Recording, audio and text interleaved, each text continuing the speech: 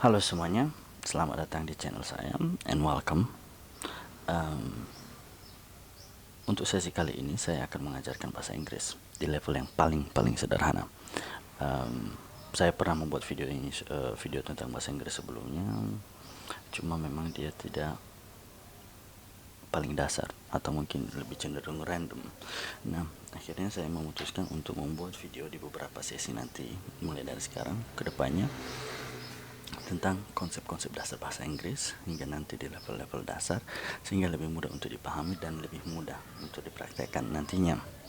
So, untuk sesi kali ini saya akan mengajarkan tentang konsep dasar bahasa Inggris. Apa itu bahasa Inggris yang sebenarnya, dan itu apa sih konsep kata dan konsep kalimat, susunan kalimat bahasa Inggris yang sebenarnya, karena dua hal itu adalah mungkin hal paling fundamental ataupun hal paling penting dalam bahasa Inggris. Untuk hal yang paling pertama yang mau saya sampaikan, bahasa Inggris, susunan kalimat bahasa Inggris itu dia cuma punya satu persyaratan. Persyaratannya adalah dia harus memiliki subjek dan predikat. Subjek plus predicate. Simple. So, what is subject and what is predicate? Apa itu subjek?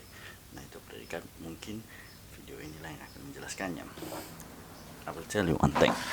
Subject yang sering kita lihat adalah singkatannya S, yang artinya adalah, kepanjangannya adalah subject, while P stands for predicate. Nah, di semua kalimat bahasa Inggris, salah satunya kalimat bahasa Inggris dinyatakan benar ketika dia memiliki subjek dan ketika dia memiliki predikat. Oke? Nah, apa itu subjek? Subjek itu adalah bisa disebut sebagai subjek atau pelaku. Pelaku, dan dia berada di awal kalimat. Nah, kalau predikat itu yang saya jelaskan di sini, I will try. Saya akan coba menggunakan bahasa yang paling sederhana sehingga kawan-kawan lebih gampang untuk memahaminya di awal kalimat. Nah, for predicate itu, predikat itu sering lebih sederhana kita anggap itu adalah sebuah predikat, atau kalau bahasa sederhananya kita anggap saja dia adalah kata kerja atau tindakan. Oke, subject plus predicate. Saya akan kasih contoh. For example, dog barks. Oke, apa itu dog barks? Dog artinya anjing sebagai subjeknya atau pelakunya, dan barks itu adalah tindakannya atau predikatnya. Menggonggong, predicate. Jadi ingat, predikatnya adalah tindakannya. Oke. Nah, subject plus predicate. Jadi dog barks itu adalah kalimat yang lengkap dan kalimat yang sempurna di dalam bahasa Inggris. Oke? Simple, right? Nah, masalahnya sekarang adalah ketika memang dianggap itu predikat itu, ketika predikat dianggap sebagai kata kerja, bagaimana kalau kalimatnya tidak memiliki kata kerja, Mr. Fake? Oke? So, very simple. Bahasa Inggris itu bisa kita anggap adalah sebuah bahasa yang sangat egois. Semua harus dituruti kemauannya. Apa maksudnya?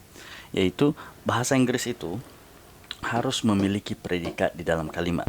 Predikat itu seperti yang kita setuju tadi adalah sebuah kata kerja. Tapi ketika tidak ada kata kerja dalam kalimat, bagaimana Mr. Fik? Harus ada kata kerja ataupun paling tidak pengganti kata kerja. Nah, disitulah yang kita sebut dengan, ketika memang harus ada pengganti kata kerja, itulah makanya ada fungsi yang katakan dengan to be. atau kata bantu. Kata bantu yang paling umum dan paling sering kita dengar adalah hanya 3. Is, am, are. Oke, pay attention. Saya capek. Saya capek di dalam kalimat bahasa Indonesia itu lengkap dan benar, sangat benar sekali. Tetapi di bahasa Inggris itu kalimat yang tidak sempurna. Why? Let's translate. Kita terjemahkan. Saya itu adalah I yang mewakili subjek, berarti subjeknya sudah ada, benar. Here, capek adalah tired. Tired adalah sebuah kata sifat. Nah, itu artinya dia tidak memiliki kata kerja, tidak memenuhi. Mana predikatnya? There is no predicate. Gimana caranya? Kita harus menaruh predikat di dalam itu, atau paling tidak kata kerja atau pengganti kata kerja yang dalam artinya adalah to be. Nah, jadi sekarang kawan-kawan sudah tidak bisa bingung lagi kenapa itu ada to be dalam kalimat, kenapa tidak ada to be dalam kalimat. Disinilah kita pakai kata yang disebut dengan to be, yaitu I. Itu pasangan I adalah am. Nah, am itu adalah sebagai to be, maka dia sudah mewakili predicate. Oke, berarti kalimatnya lengkap. Sudah ada subjek, sudah ada predikatnya. Tired adalah pelengkapnya. Akhirnya informasinya lengkap dan sesuai dengan susunan kalimat di dalam bahasa Inggris. Once again, dog bark, subject plus predicate. Lengkap. Predikat itu dia bisa diwakili. Predikat itu adalah kata kerja atau tindakan, berarti sudah tidak ada perlu yang ditambahkan apa-apa lagi. Sedangkan di sini saya capek, saya I capek, tired yang adalah sebuah kata sifat, dia tidak memiliki tindakan, maka dia harus ditambahkan am sebagai predikat untuk memenuhi persyaratan kalimat bahasa Inggris subject plus predicate. Oke? Clear? Jadi untuk sekedar mengingatkan sekali lagi, kalau bahasa Inggris itu adalah bahasa yang sangat egois. Apapun persyaratannya itu harus dipenuhi. Yang mana apa yang harus dipenuhi yaitu subjek plus predikat. Itu adalah kalimat yang benar dan sempurna di dalam bahasa Inggris, di mana predikatnya bisa dianggap sebagai sebuah tindakan atau kata kerja. For example, like dog barks, anjing menggonggong. Anjing, subjek, menggonggong, tindakannya, berarti kalimatnya lengkap. Tetapi ketika kalimatnya tidak memiliki kata kerja ataupun tindakan, maka dia harus diadakan predikatnya. Diganti dia menjadi to be. Seperti contoh, saya capek. Saya capek, I tired, itu tidak lengkap karena subject plus adjective. Tidak bisa. Tetapi harus ada I, to be-nya am, predicate, baru ditambah dengan tired, baru bisa dikatakan bahwa kalimatnya sempurna. Okay? Now, that's the two informations, the two very important informations about subject and predicate. Ada satu hal lagi yang sering sekali yang saya selama saya mengajar, siapapun yang saya ajarin, sering membuat satu kesalahan yang sangat umum. Apa itu? Kesalahan yang sangat umum yang sering orang yang baru belajar bahasa Inggris sering buat adalah ketika dia harus menyusun sebuah kalimat. Ketika dia menyusun sebuah kalimat like this. Kita kembali ambil contoh dog barks, ya. Anjing menggonggong. Kesalahan yang paling umum ditemukan adalah ini. Dog barks, right? Seringkali orang itu karena tidak sadar bahwa ini sudah menjadi predikat, dia ingin menambahkan to be lagi. Dog is bark. Akhirnya kalimatnya menjadi salah. Kenapa kalimatnya dianggap sebagai kalimat yang salah? Dog is barks. Perhatikan, dog is subject seperti yang kita setuju tadi. Barks is predicate.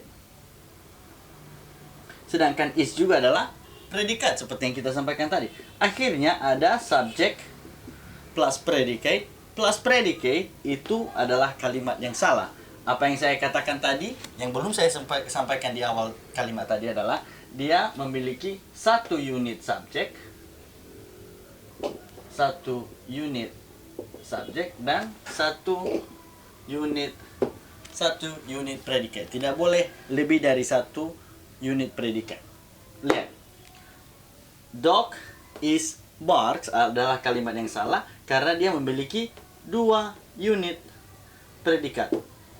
Itu adalah kesalahan paling umum orang yang baru belajar bahasa Inggris atau orang yang baru mulai menyusun kalimat bahasa Inggris atau mulai berbicara ngomong bahasa Inggris. Oke? Oke guys, saya pikir itu saja dulu untuk video kali ini. Saya harap semoga sangat bermanfaat.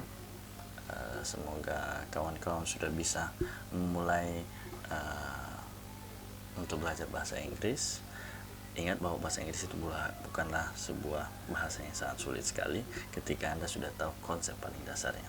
Kedepannya itu saya akan terus membuat video yang seperti ini, but step by step, artinya sesi per sesi apa yang perlu dipelajari setelah ini. For example, today the very basic concepts of English sentence. Baru nanti di sesi selanjutnya saya akan membagi-bagi tentang apa yang disebut dengan kata. Oke, kata, mana itu kata sifat, mana itu kata kerja, mana itu kata benda, karena itu adalah vocabulary, kosakata, dan itu sangat penting dalam bahasa Inggris, sama pentingnya dengan susunan kalimat di bahasa Inggris. Without those two, tanpa dua hal itu, what can you do? Tidak ada yang bisa Anda lakukan. Jadi semoga Anda sudah tahu bagaimana cara membuat kalimat yang paling sederhana di bahasa Inggris dengan cara yang benar, dan Anda benar-benar menyadari sebuah kesalahan yang sangat fatal, sangat sederhana tapi sangat fatal, and I hope you don't make the same mistake. Okay? Jangan membuat kesalahan yang sama, do it right. Okay, so I think that's it for today. That's it for this sessions, and I hope to see you again. Itu saja dulu untuk sesi kali ini, dan semoga kita bisa ketemu lagi ke depannya di sesi saya berikutnya. If you enjoy this video, kalau memang bermanfaat, hit the like button and don't forget to subscribe. Okay, see you.